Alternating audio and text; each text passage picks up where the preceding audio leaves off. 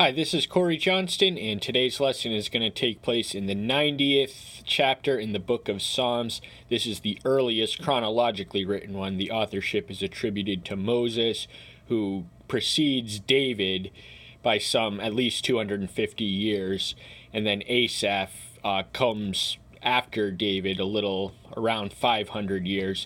So that establishes the window, the chronological range that the book of Psalms was written over. Moses only wrote one, David wrote 73, and I think Asaph wrote 12. And there's a few others, Ethan and sons of Korah and whatnot. But Moses is also the author of the first 5 books of the Old Testament, collectively known as the Torah in Hebrew, which translates as law, or Pentateuch in Greek, which is derivative of the number 5, pentagon, for example. So he wrote the law, he received the law, and he wrote of creation and things that came before him. So he, in a lot of ways, had the full scope of eternity. And we earlier talked about the chronological distance between Moses and Asaph. Here, he speaks of the eternality of Yahweh in contrast to the brevity of life. So this life is literally a once in an eternity opportunity to make the most of it, which if we do, we can have life eternal. So we have to evaluate our priorities, use our time wisely, and do a lot of the things that Moses prescribes and outlines in this passage. And a lot of what we read in here was shaped by personal experience. Certainly we witness the infamous scene at Kadesh Barnea. We'll get there when we get there. The opening verse is actually in the title. The titles of the psalm often tell us biographical, musical, and historical information. Not everyone has a title, but this one does read Prayer of Moses, the man of Elohim. So this was a prayer, yet it was compiled, included in these songs. And psalms are prayers. They are guidelines for devotionals. So one of the practices I like to recommend to more interested, more committed people I've taught is to read 5 chapters of Psalms a day. I always tell them to read 1 of Proverbs a day.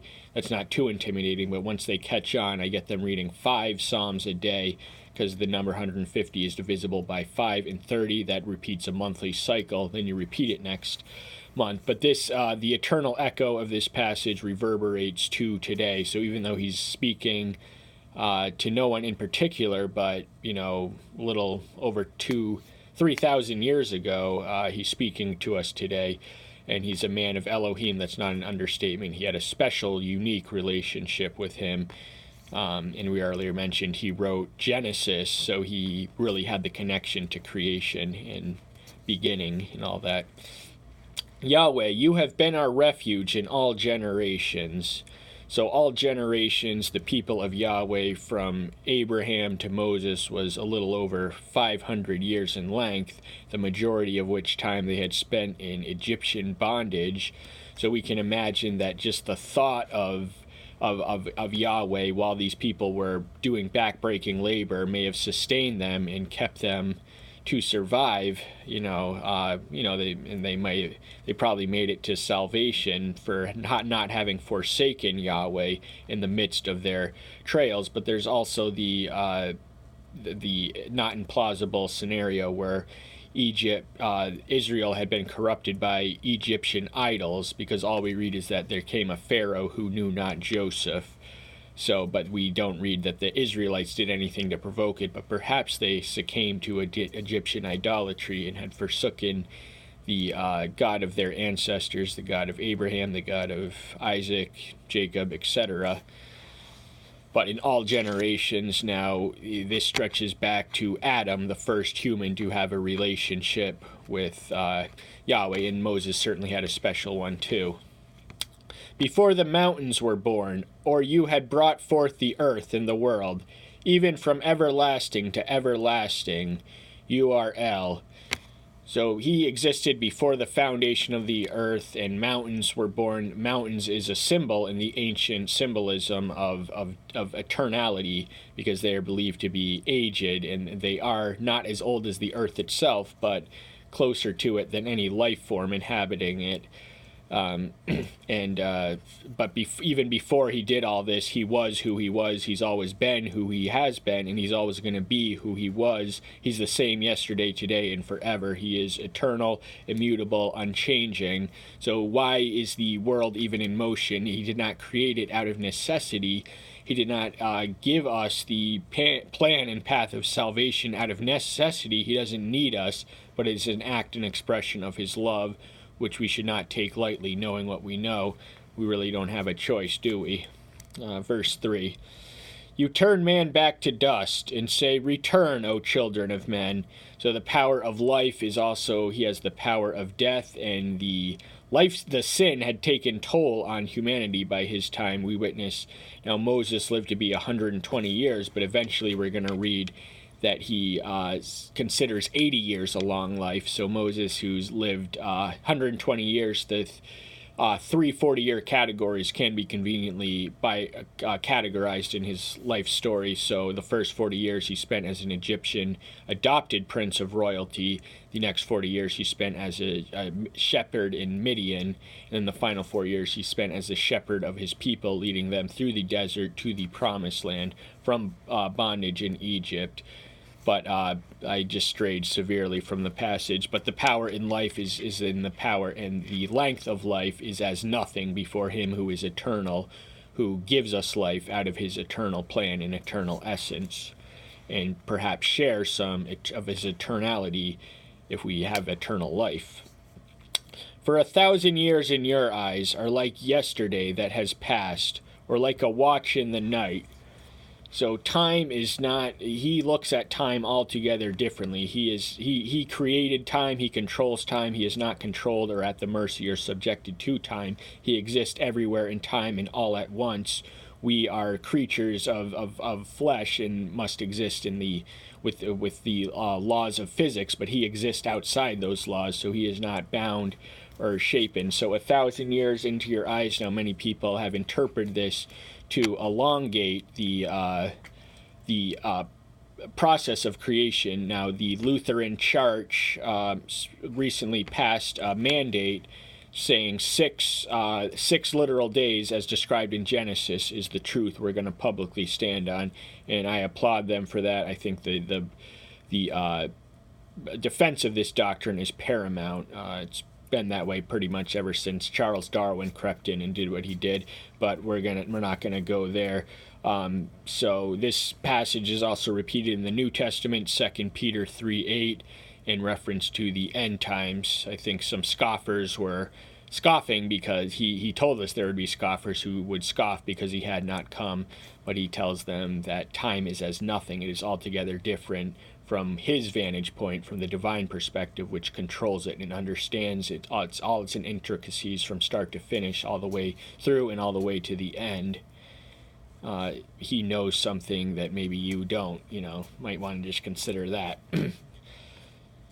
You have swept them away as they sleep, like grass that springs up in the morning. So he's using the relatable, visible sight of grass springing up in the morning, the spring dew of sorts.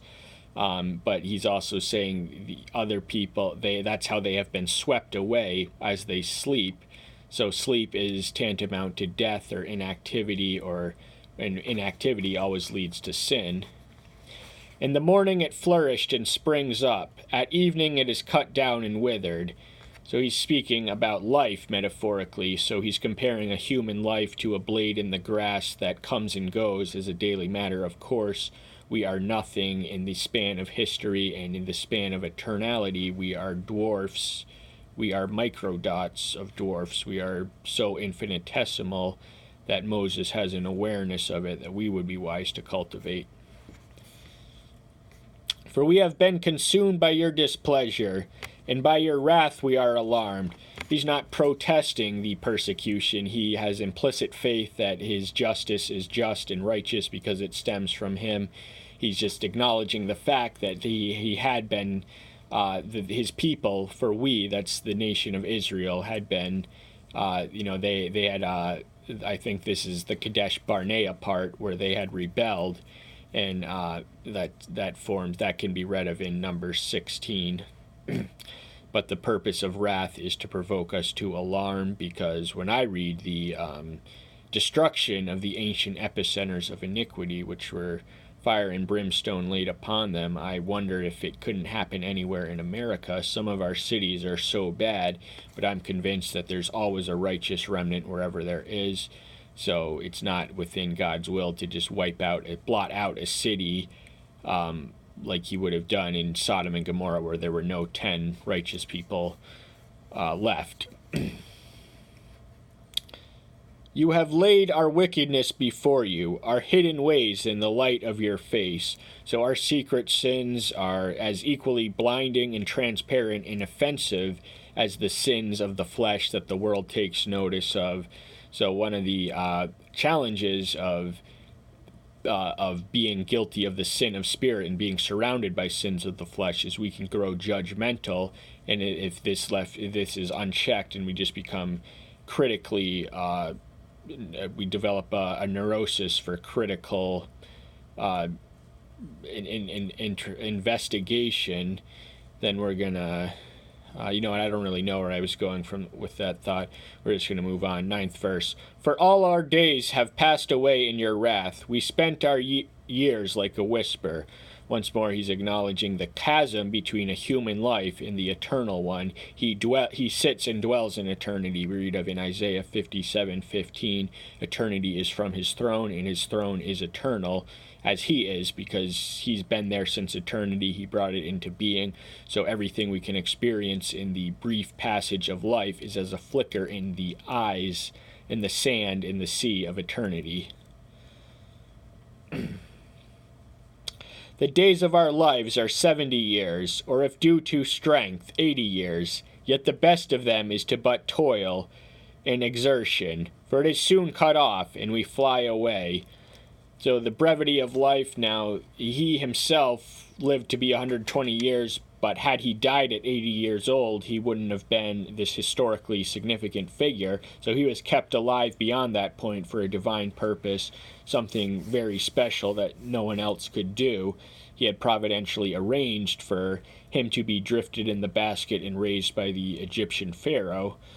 And he was wise and learned in all the ways of Egypt, but he considered that as nothing to the knowledge he acquired with his walking relationship with Yahweh, and he really did have privileged, intimate access and exposure, so much so that he is described as speaking to Yahweh, who one was his friend, and two as a man speaks face to face or mouth to mouth.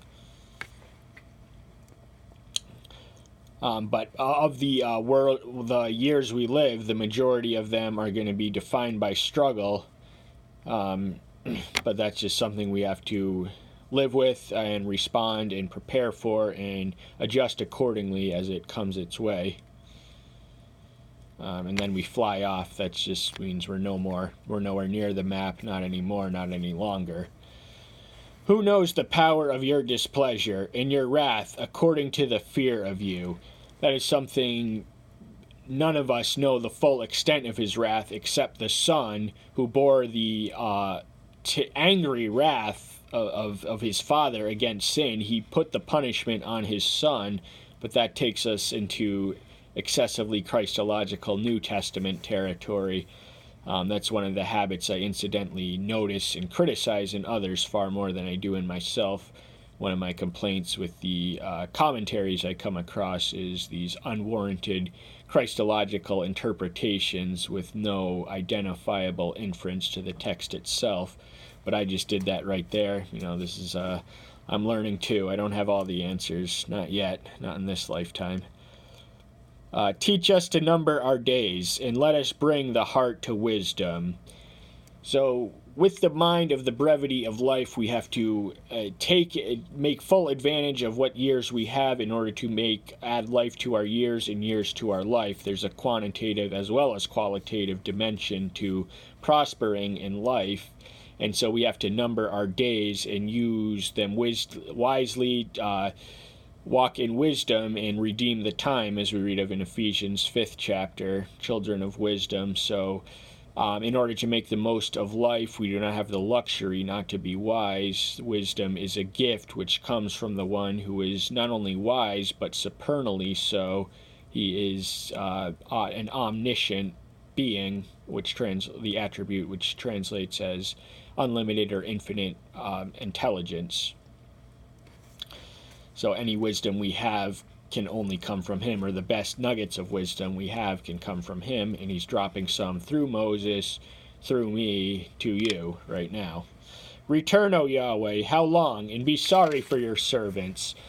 So at the end of the day, the only case we have is for mercy and pity and forgiveness, because none of us are worthy to stand before him. We look at the people in the scripture and the people on the nightly news, and we think those people are bad, but we don't concentrate on how bad we actually are. I don't really carry an excessively optimistic or pessimistic view on humanity. I just take it as it is. So, next verse. Satisfy us in the morning with your kindness, and let us sing for joy all our days. So he's asking him for daily. This is likened to the daily bread prayer. He's asking to be satisfied in the morning. So that's a daily, every morning, with his kindness. So may his sun shine, and his blessing also shine on us like his sun, and that they will have cause to leap for joy and singing praise all their days. So a little bit goes a long way.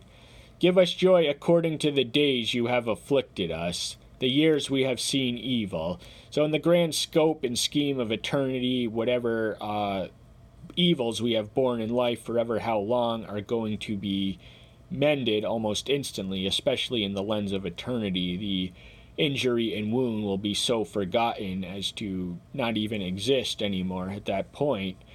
So, anything we suffer for the sake of the faith, we go a little bit further in wearing the crown of the martyr, or looking forward to it. Reveal your work to your servants, and your splendor to their children. So without revelation, we would have no word or form of communication or relationship with divinity. So Moses was privy and privileged to divine revelation. He is the lawgiver. The law was a form of special revelation, which bore an accurate depiction and representation and divinely approved and authorized picture for the Israelites of what his will was. And, the mirror of legalism, we all fall short. But the splendor to their children, the faith is never more than a generation away from extinction. And just look at how much it's retreated on the map in America in the past 20 years alone. And it seems to be getting worse every year. But, they kept it going all the way. And I'm convinced there always will be at least a faithful remnant all the way till the end. 17th and final verse. And let the pleasantness of Yahweh our Elohim be upon us, and confirm the works of our hands for us. O confirm the works of our hands. In other translations, the final two sentences are, allow us to succeed and prosper, but that cannot come apart from the hand of Elohim touching us and blessing the work of our hands. So that's going to allow us to prosper in as much as we put into it. So, salvation is a gift, but we still once accepting the gift, we have to do some work, and work is not the product of salvation, it is the fruit of salvation. So I hope that's the reason you're here. That's all the time we have for today. Thank you so much. I'm so glad you're here. Stay tuned until next time. I'll see you then. Bye-bye.